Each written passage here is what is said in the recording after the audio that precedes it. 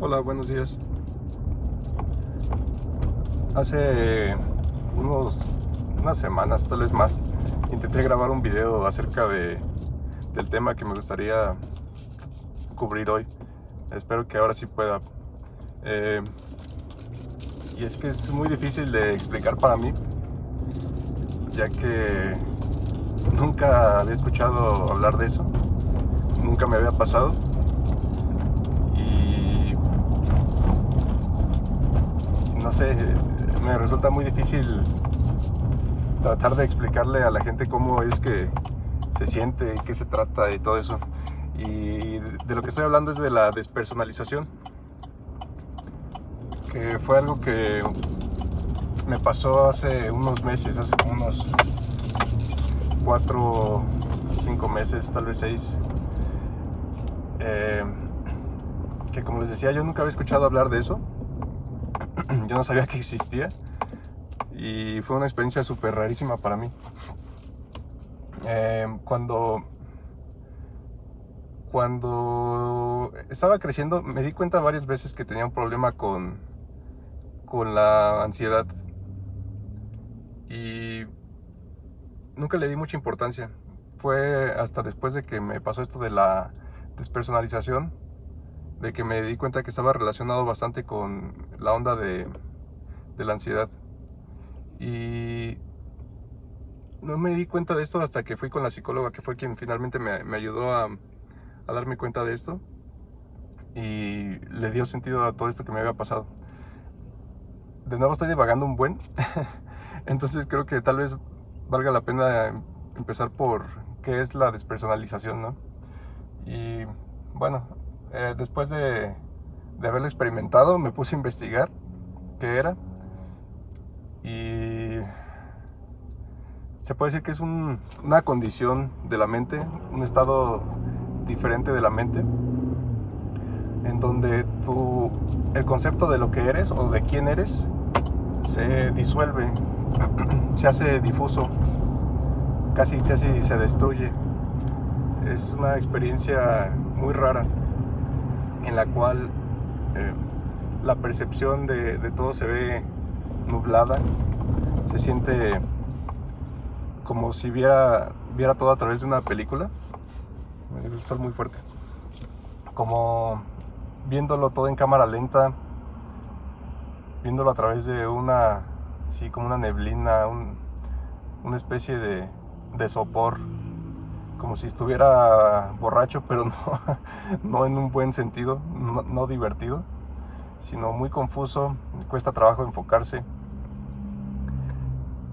Y empezó con una sensación de que mis pensamientos no eran míos, que no me pertenecían.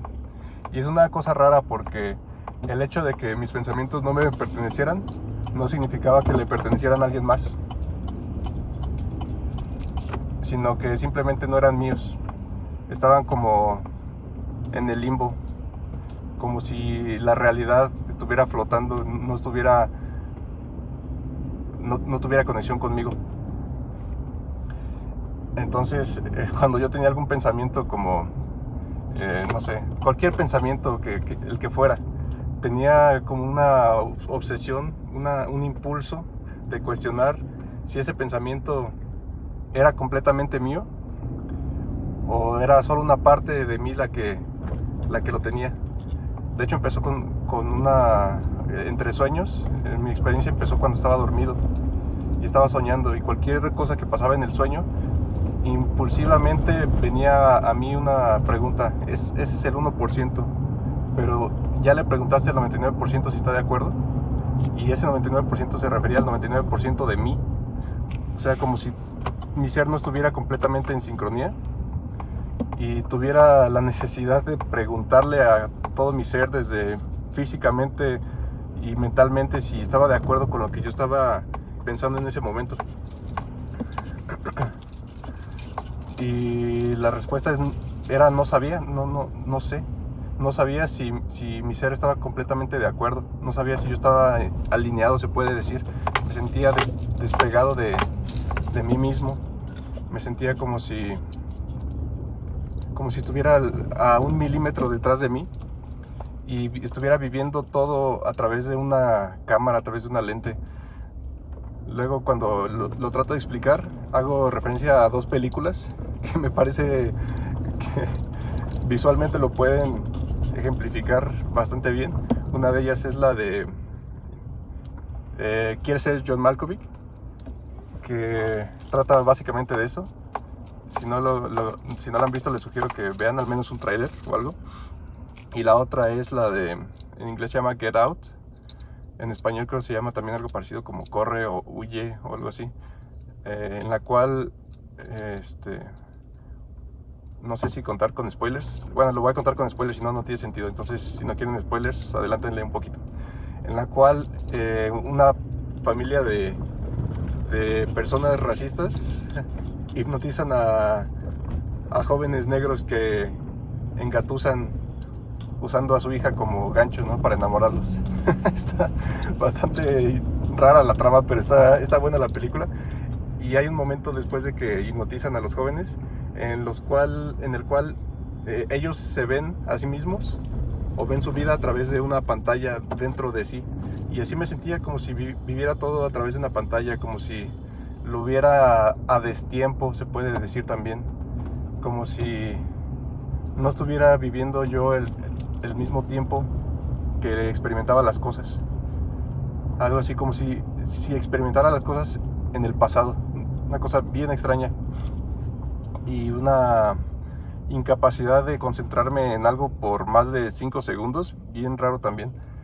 Entonces, por ejemplo, cuando me desperté, porque la experiencia fue muy, muy molesta, muy intrusiva en mi sueño, y me despertó. Y cuando me desperté, seguía con esta sensación, con esa neblina y con esa desconcentración, no sé. Entonces me espanté porque pensé que podría ser algo así como esquizofrenia, porque también, habiendo visto otra película que era la de Mente Brillante, me acordé en ese momento y me dio miedo que fuera algo así, porque en la película, y bueno, las películas son dramatizadas para que funcione para la trama, ¿no? Pero en la película el personaje principal perdía el control, se puede decir, o perdía la noción de lo que era real y no. Y en un punto hacía más caso a las personas que eran parte de su creación, de su imaginación, y estas mismas lo ponían en contra de las personas que eran reales y que tenían buenas intenciones para él.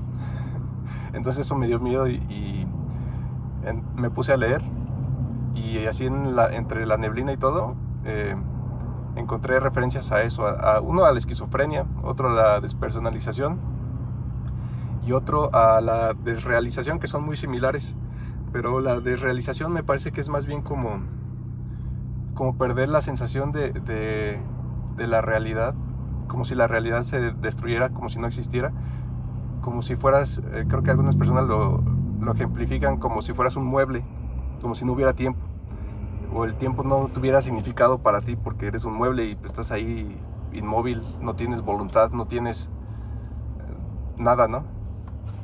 Y bueno, esa es la desrealización. Lo que me pasó a mí es más bien que el concepto que yo tenía de mí mismo se difuminaba tanto que parecía como si la realidad existiera sin una conexión conmigo, porque en ese momento yo no existía. Es bien extraño. Como les decía hace ratito, como si la realidad estuviera flotando así en el espacio, sin mayor sentido, no sé. Perdón si no hago mucho sentido en esto. Pero algo que me dejó más tranquilo en cuanto a eso es que me preocupaba que fuera esquizofrenia, pero frecuentemente hacían una diferencia entre esquizofrenia y la despersonalización, porque aunque la duda que yo tenía es por qué mis pensamientos no se sentían míos, la diferencia es que en la esquizofrenia los pensamientos sí son voces externas, son voces de alguien más. O sea, hay alguien que te habla y no eres tú. En mi caso, en este caso de la despersonalización, mis pensamientos eran míos, pero rápidamente perdía el sentido de la propiedad. No eran míos después de un segundo, pero tampoco eran de alguien más, simplemente flotaban en el universo, ¿no? Como que simplemente eran arrojados así en el universo y perdían ese sentido de propiedad, ese sentido de propósito. Cuando tú dices algo, tú reconoces eso porque tuviste una intención, tuviste todo un background, un trasfondo a por qué dijiste algo, a por qué pensaste algo. Y en este caso solo existen esos pensamientos. Yo sabía que yo lo había tenido, pero no los reconocía como propios. Y en cierto sentido me dejó más tranquilo porque también los que comentaban eso, porque eso lo encontré en foros buscando en internet, comentaban que habían tenido pues tratamiento o habían podido superar esto con un tratamiento, se puede decir, sencillo o relativamente sencillo, y muchos de ellos mencionaban frecuentemente la ansiedad, y eso me hizo clic porque yo sabía que tenía un problema de ansiedad, como les comentaba, pero nunca le di mucha importancia. Antes de padecer lo del cáncer y todo eso, me di cuenta que yo tenía un umbral de dolor bastante alto, de tal forma que a veces iba al médico cuando no sabía todavía, por ejemplo, que era cáncer lo que tenía. Fui al médico y estaba bastante mal. Tenía fiebre bastante alta, 41, 42 grados. Tenía dolor muscular, tenía ojos rojos, llorosos, me ardían, pero yo no me sentía tan mal. El doctor me vio y me dijo, oye, es que estás muy mal. Me dice, hay gente que viene con menos de eso, mucho menos de eso, y ya se están muriendo, y tú estás aquí como si nada. Y dices, tienes el umbral de dolor altísimo. Y bueno, eso en ese momento no le di mucha importancia, porque de nuevo yo no le prestaba atención a muchas de estas cosas. Simplemente estaba anestesiado, se puede decir de cierta forma. Sí me dolían las cosas, pero lograba de alguna forma como reprimir todo ese dolor, toda esa ansiedad. La cosa es que todo eso si no lo sacas, no desaparece por arte de magia. La ansiedad, el dolor, si no lo procesas de alguna forma, busca salida. Creo que en mi caso, después de haber leído bastante, y hay estudios que demuestran que hay una relación bastante fuerte entre el estrés y el cáncer por las hormonas que uno genera cuando estás estresado.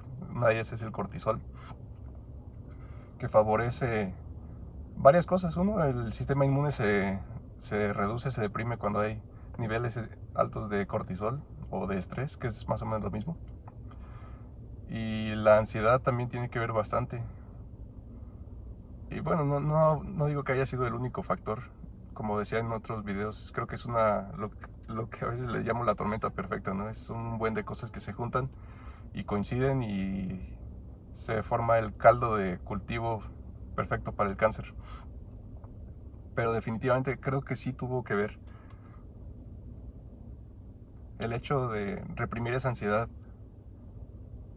Mi forma de ser antes era evitar conflicto a toda costa, y eso me causaba mucha ansiedad. Trataba de ser fuerte a pesar de tener dolor, de tal forma que me llegué a hacer, se puede decir, inmune al dolor, pero no inmune a sus efectos. No sé si eso tenga sentido. Es decir, el dolor lo sentía, pero en cierta forma lograba ignorarlo, lograba como comprimirlo, hacerlo pequeño. Y eso no significaba que se estuviera solucionando el problema, simplemente lo hacía a un lado y lo guardaba. Son unos comportamientos bastante destructivos que tuvieron sus consecuencias, creo yo. Después de que pasó esto de la despersonalización, fui con una psicóloga. Me daba un poco de miedo todavía cuando no sabía exactamente qué era, que fuera algo psiquiátrico, es decir, algo que necesitara drogas, que necesitara medicamentos, porque eso no me gusta definitivamente. Pero hablando con la psicóloga, después de la primera sesión le conté a grandes rasgos lo que había pasado, le conté otras cosas, y desde la primera sesión me dijo, ¿sabes qué?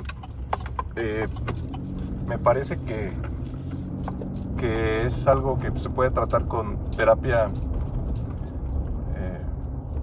que ella da, ¿no? O sea, con terapia psicológica, no necesariamente con medicamentos. Y ella me decía, si yo viera que pudiera ser algo diferente, ¿no? Como por ejemplo esquizofrenia o algo así, si yo te decía en ese momento y te transfería con el psiquiatra. Me dice, pero no, esto me parece que es cuestión de ansiedad.